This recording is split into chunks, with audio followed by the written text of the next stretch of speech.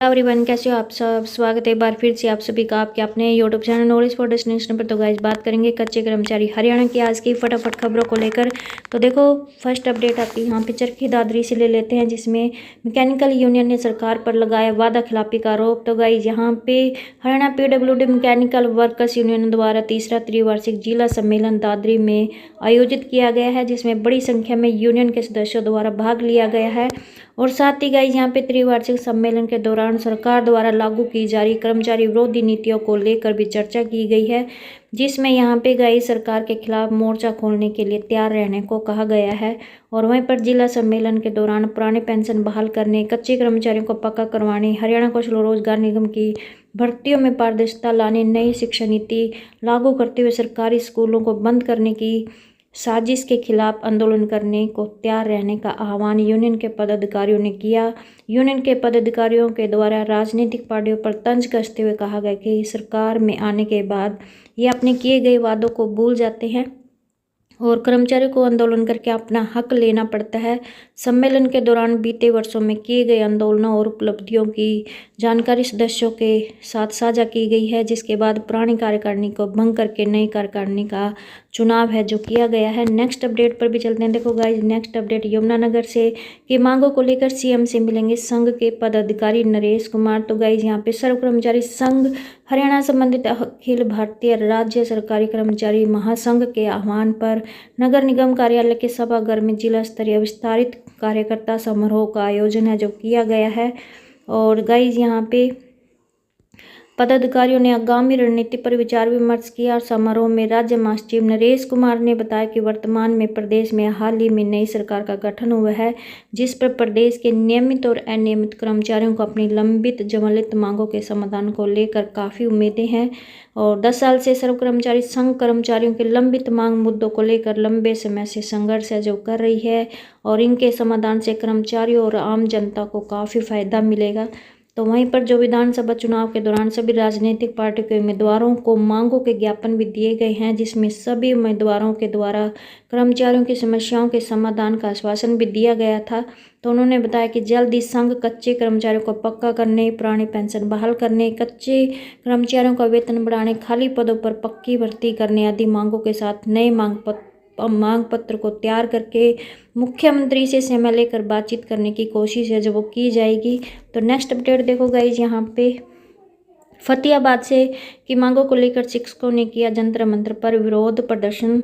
तो गाइज यहाँ पे राष्ट्रीय शिक्षा नीति 2020 को निरस्त करने, सभी के लिए मुफ्त अनिवार्य और गुणवत्तापूर्ण शिक्षा सुनिश्चित करने, पुरानी पेंशन योजना लागू करने, सभी कच्चे शिक्षकों और कर्मचारियों की सेवाओं को नियमित करने की मांगों को लेकर देश भर के शिक्षकों ने दिल्ली में जंतर मंत्र पर विरोध प्रदर्शन है जो किया। इस प्रदर्शन में फतेहाबाद जिले से भी काफ़ी संख्या में शिक्षकों ने हरियाणा विद्यालय अध्यापक संघ के राज्य उप महासचिव कृष्ण नैन और सचिव पूनम बढ़ई आदि ने यहाँ पे भाग लिया। और वहीं पर गाइस जिला प्रधान राजपाल मित्थल ने कहा कि शिक्षा को बचाने के लिए छात्र समुदाय भी शिक्षक आंदोलन के साथ है।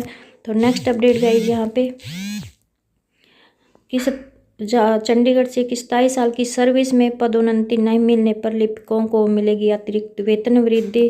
तो भाई यहाँ पे युवा अधिकारिता एवं उद्यमिता विभाग में 27 साल की सर्विस के बावजूद पदोन्नति नहीं पा सके लिपिकों को अब एक अतिरिक्त वेतन वृद्धि का लाभ है जो दिया जाएगा। और साथ ही लिपिकों को 21,700 रुपये का न्यूनतम वेतनमान भी दिया जाएगा।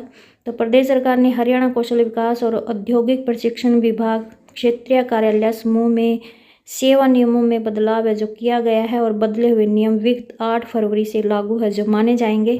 और कंप्यूटर एप्रिसिएशन और एप्लीकेशन में राज्य पात्रता परीक्षा उत्तीर्ण करने और प्री परीक्षा अवधि सफलतापूर्वक पूरी करने तथा 8 वर्ष की नियम संतोषजनक सेवा पूरे होने तक आगामी वरणकाल सेल में एक वेतन वृद्धि अनुज्ञा होगी। और इसके बाद प्रथम सुनिश्चित जीविका प्रगति दिए जाने पर उनका वेतन सामान्य अनुमत वेतन के आधार पर नियत किया जाएगा, जैसे कि यह वेतन वृद्धि प्रदान नहीं की गई थी। जो लिपिक सेवा के 27 वर्ष बाद भी पदोन्नति नहीं किए जाते उन्हें एक अतिरिक्त वेतन वृद्धि अनुज्ञात होगी। तो नेक्स्ट अपडेट गाइज यहाँ पे चंडीगढ़ से कि ब्यूटी पार्लर और फूड स्टॉल के लिए महिलाएं ले सकेंगी अब 5 लाख तक का ऋण।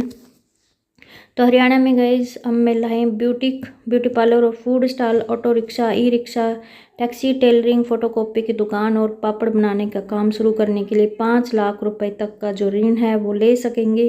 प्रदेश सरकार ने मातृ शक्ति उद्यमिता योजना के तहत सब रोजगार के लिए ऋण लेने की सीमा 2 लाख रुपए है जो बढ़ा दी है।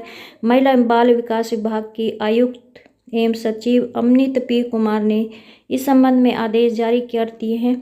और विशेष बात यह है कि महिला उद्यमियों को ऋण पर कोई ब्याज है जो नहीं देना होगा, क्योंकि 3 वर्षों तक 7% ब्याज अनुदान प्रदेश सरकार देगी। और महिला विकास निगम द्वारा महिलाओं को आत्मनिर्भर बनाने और उनको आर्थिक व सामाजिक स्थिति में सुधार लाने के लिए संचालित मातृ शक्ति उद्यमिता योजना के तहत अभी तक बैंकों के माध्यम से 3 लाख रुपए तक का ही ऋण है जो वो दिलाया जा रहा था।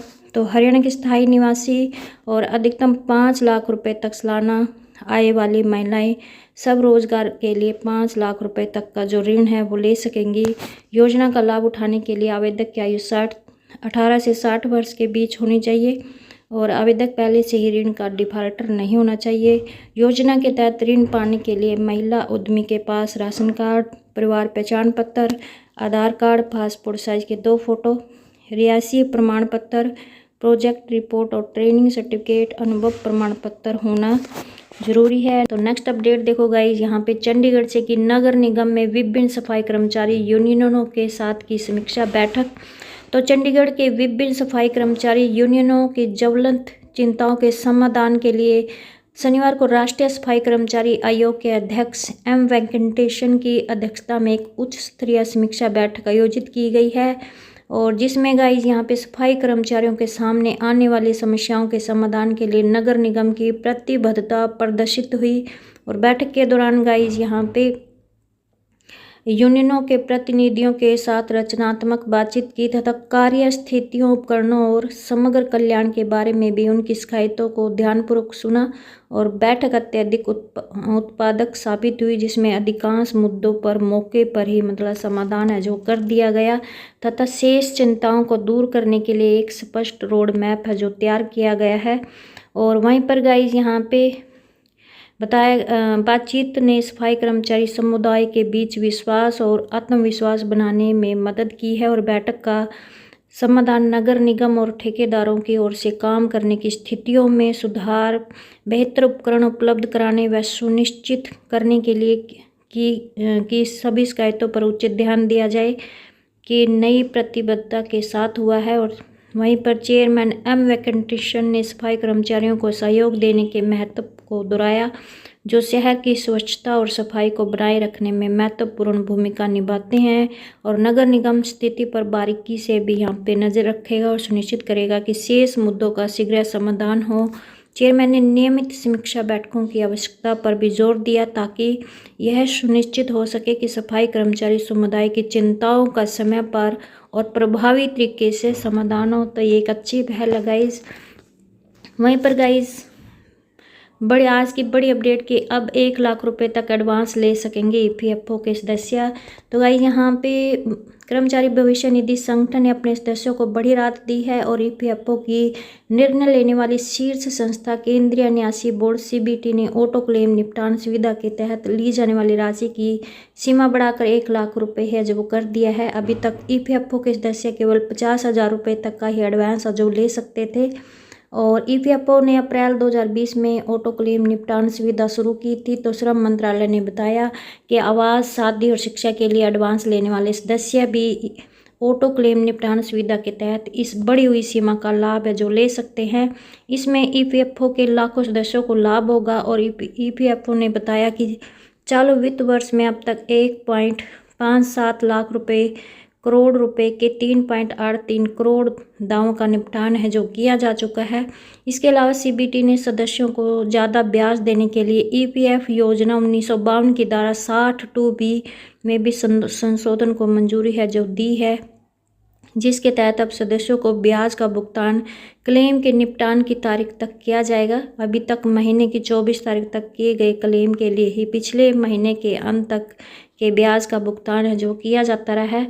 वहीं पर गाइज यहाँ पे बिना जुर्माना बकाया पीएफ जमा कर सकेंगी कंपनियां।